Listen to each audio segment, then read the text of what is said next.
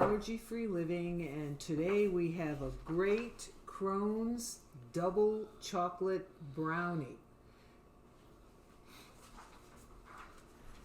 Now today, here we are with Jackie again, and Jackie has Crohn's and she's showing us recipes that are just fabulous. And these brownies are fabulous. They are so good. And she's going to tell you what she's put in these brownies and what made them taste so good. So these brownies, they are, again, another low FODMAP recipe, and they are also gluten-free. And so some of the ingredients that we use the xanthan gum, which is the wheat flour replacement. And you can get this at Whole Foods, some local grocery stores, and if all else fails, you can order it on Amazon.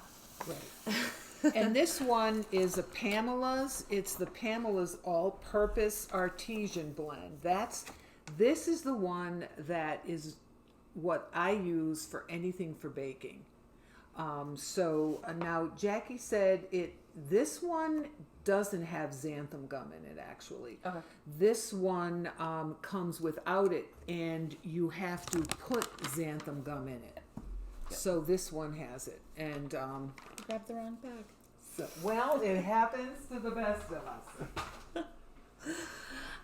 And then we also use rolled oats in the recipe. Now, with the rolled oats, what you're going to want to do is you're going to use a food processor or even a clean coffee grinder, and you're going to try to grind them down as finely as you can before mixing them into your big bowl. And the Hershey's cocoa powder is low FODMAP friendly, so there's no need to use a substitute for the cocoa powder. You can use the Hershey's or any other store brand that they have. Mm-hmm. It does fit low FODMAP. And then for the morsels that we use, the chocolate chips. So Carol has here the Toll House. They're the 53% cocoa, dark chocolate morsels. And we have these because they're also soy-free when you get the 53% or higher, right? 53% or higher is soy-free. Yeah. So that's not necessarily for low FODMAP, but for your dietary restrictions, and they're just really good. Yeah, these are made with dark chocolate, and this cocoa is the Hershey's, and this is 100% cocoa. There's nothing like the smell and the taste of dark chocolate. So when you use this, even though it's for me soy-free, there's something about this, the flavor with the dark chocolate, and that's what the brownies are made from. So, and if you're in for a chocolate fix and you have no candy, like soybean is in everything. So there are times I just go in and I just stick my hand in here and I eat these chips like. I don't blame you. But anyway, so go ahead. And so some of the other tips that I'll include on the recipe page as well. The brownies include a line for castor sugar. If you don't have castor sugar, all it is really fine sugar. So again, if you have regular granulated sugar, you can throw it in a clean coffee grinder and just grind it up into a fine powder and use that as an alternative. Some other alternatives that I'd recommend, if you want it to be dairy-free, instead of butter, you can use a vegan spread, melted vegan spread instead of the melted butter in the recipe. Also, it calls for Greek yogurt.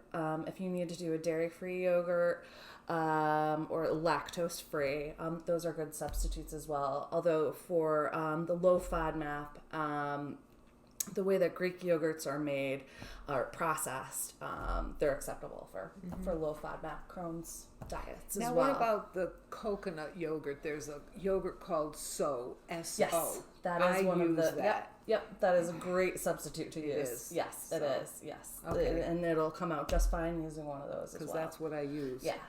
And they're in really that. good. So, okay, good. And some of the other just tips that I'll put into the ingredients or directions, be sure that when you are using a spatula to fold in the chocolate chips, be very gentle, not to overfold, over stir the mixture. If it's a little bit drier than you'd like it to be, you can add a splash of milk. You can use any kind of milk you'd like. It doesn't have to be cow's milk.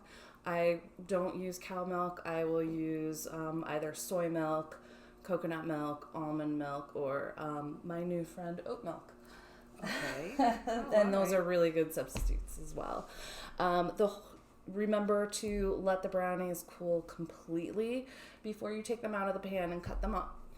And it only takes about 20 minutes to put them together, and then another 20 minutes to cook.